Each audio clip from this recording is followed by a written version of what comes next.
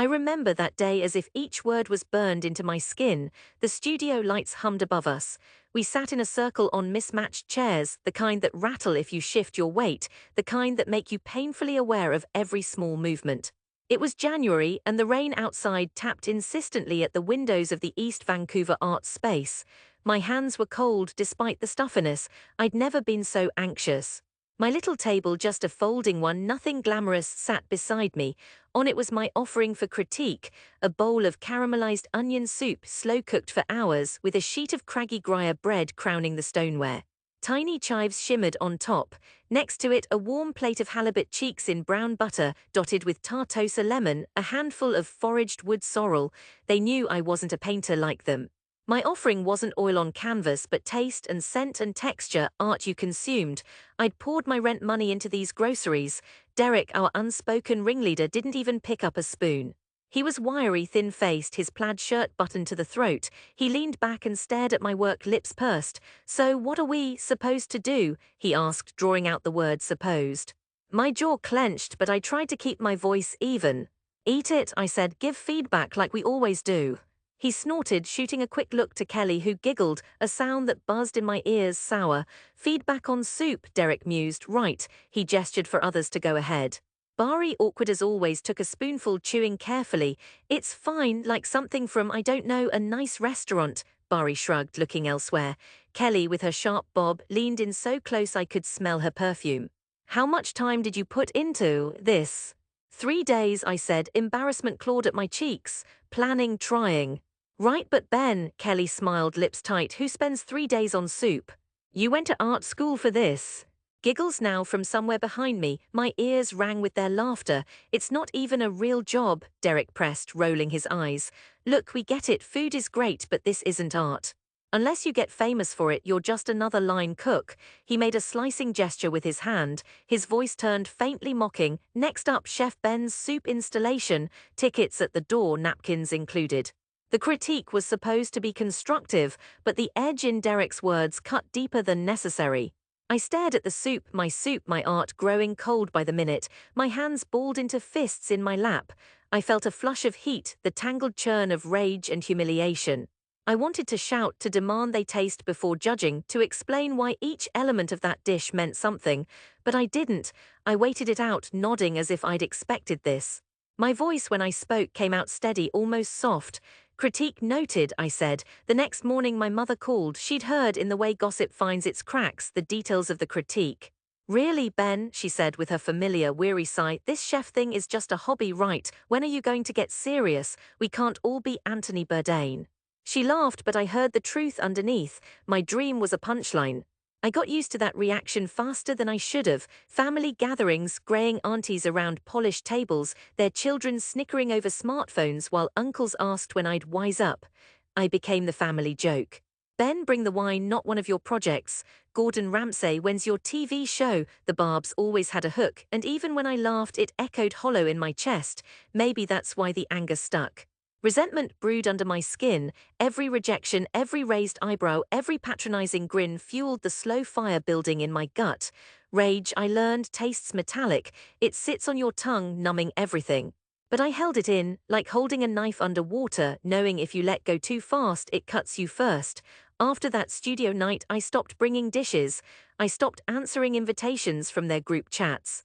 I worked longer shifts at whatever kitchen would have me. Eastside greasy spoons, ramen bars, a Vietnamese bakery in Burnaby that let me try my hand at savory egg tarts. Nothing glamorous, bruised arms from the dish pit, burns along my wrists I stopped bothering to hide. Every time someone said, "You still cooking, why not get a real job?" I worked harder. I lived in a shoebox apartment on Commercial Drive, the pipes knocking me awake at 3 a.m. I read cookbooks under thin light. Looking back, I don't know if I was working to prove them wrong or just to keep myself from feeling the bite of their laughter again.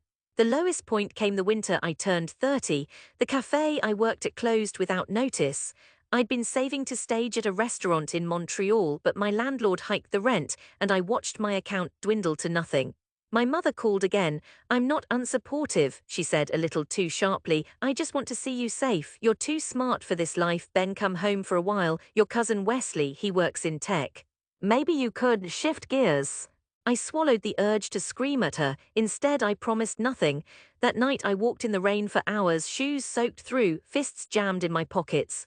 Across the city, lights blurred in the drizzle, and I pretended for a second I was just another cook in a city of thousands, nothing special, unburdened by anyone's hopes or scorn. I ended up on the steps of Kitsilano Beach, and I sat, letting the rain wash my face, the cold pricking every regret awake.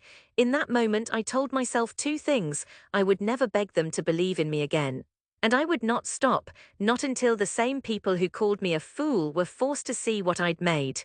The climb back wasn't sudden. It was built, layer upon layer, through a series of tiny, exhausted decisions. I took every odd job I could find. I worked in the back of a hotel kitchen, prepping root vegetables for banquets where I was invisible except for my hands.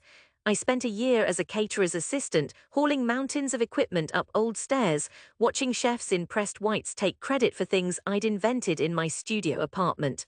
Yet I kept notes. My little black notebook grew heavy with recipes, flavor ideas, menus for imaginary restaurants. 2 years in, I landed at an old-style French bistro in Yaletown, a place with red banquettes and candlelight flickering off gold-framed mirrors. The chef there, Luke Godin, was a hard man, sharp of tongue, but I saw in him the fire that never went out. He saw something in me too. He barked and bullied, but he let me stay late, rifling through cookbooks, experimenting with off-menu amuse-bouches. I worked under him for almost 3 years, a blink and an era. It was there I met Yara, who worked desserts and who, unlike anyone else, listened when I ranted about family dinners and the ache of being treated like a punchline. We'd spend nights walking home, hopeful and broke, pausing on the Canby Bridge, watching the city pulse below. She taught me cardamom and pistachio, brittle sponge sugar, restraint. She showed me how anger could be fuel, not poison. I became Sue's chef, then ran the line for 6 months when Luke's heart faltered. My hands grew steadier, my voice firmer. When Luke retired, he looked at me with those unreadable eyes and said, "There's just one mountain, Ben. The one inside yourself, climb it." I took over the kitchen for good. Our bistro wasn't famous, yet it drew crowds as word spread, humble, soulful dishes, boundaries pushed, but the heart always visible. For the first time after years of mockery, I could taste respect in the air. The reviews followed, Georgia straight, then eater, my face in print.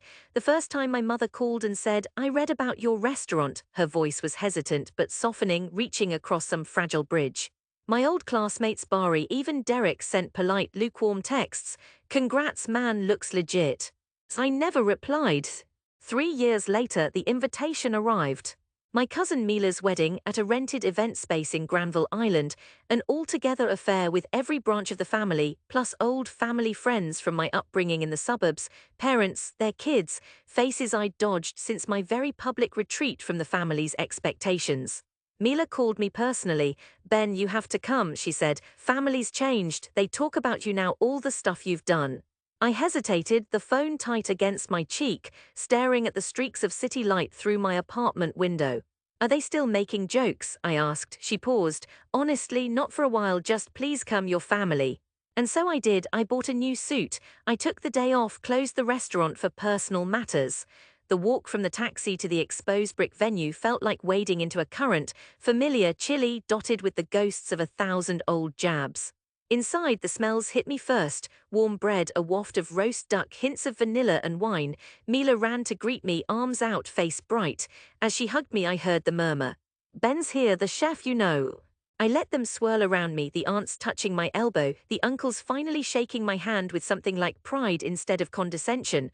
I saw Bari, older, thicker glasses, smile from a distance. Even Derek was there, thinner, hair graying at the temples, laughter lines deepening the hollows around his eyes. When our eyes met, he looked away. Dinner was announced, a family-style feast, special menu designed by the best Vancouver chef we could find, Mila said to applause. I felt my stomach clench, a reflex from years of dread, tables filled with dishes. Then a moment of confusion, the servers wheeled in a second surprise course. Tiny smoke domes lifted in unison, unveiling bite-sized canapes that shimmered under the pendant lights. Herb-cured scallops topped with caviar, tiny beef potluck tartlets, my childhood favorite, reinvented, gasps and murmurs. Someone said, "Who made these?" I tried not to smile. Mila tapped her glass, her voice clear over the hush. "Ben cooked tonight's most special dishes. He designed the menu, guided the team, Vancouver's own." A silence dropped, then nervous applause. I saw Derek's jaw tighten. Kelly, hair longer now, looked down, then back up at me. All those years, the jokes, the sneers, it hung in the air like tension before a thunderstorm. They ate one by one. My mother at the head table lifted a spoon, hesitation in her eyes, then took a bite. The quiet increased, then broke. Laughter, surprised exclamations, the room blossoming with wordless praise. My Uncle Gerald, who'd once compared my career to playing in the sandbox, leaned across the table, holding up an amuse-bouche like it was the Hope Diamond. "Good God, Ben, where'd you learn to do this?" he asked, voice thick with genuine surprise. I breathed out for the first time that night. The rage, years old, shifted under my ribs, not gone, but softened, hammered into something like pride. I smiled. "Same place you told me to quit, Uncle Gerald," I said, "just kept at it." He laughed, and for once it wasn't cutting. My mother rose, found me between courses, dragged me into a hug that was awkward but real. "I worried for yous, you know," she whispered. "I never knew you could make it all the way." "Neither did I almost said, but I just squeezed her hand. Later, after the dancing, as the guests lolled in post in a stupor, Kelly found me outside on the patio, where city lights flickered off the inlet. "Ben," she said, tentative, "I used to, well, I was awful to you, wasn't I?"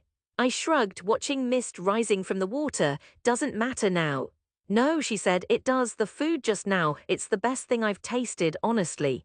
"I wish I'd," she trailed off. I felt the old anger then, a little bitterness, but mostly what I felt was release. "We were kids," I said. "Everyone's got their own taste. You just didn't know what mine would become." She nodded, and for once no giggles, no irony. She seemed finally real. Inside, the music restarted, and I saw my mother, cheeks flushed, dancing with Mila, a scene I never thought I'd see.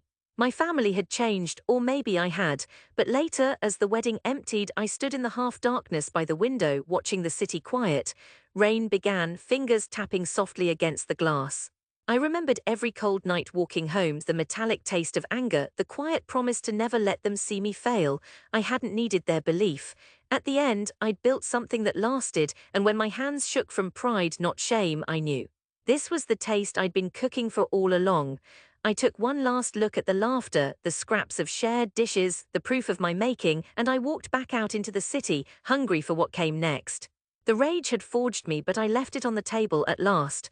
I went home with something sweeter, heavier, and more filling, a kind of peace that lived deep beneath my ribs, beating in time with the city lights.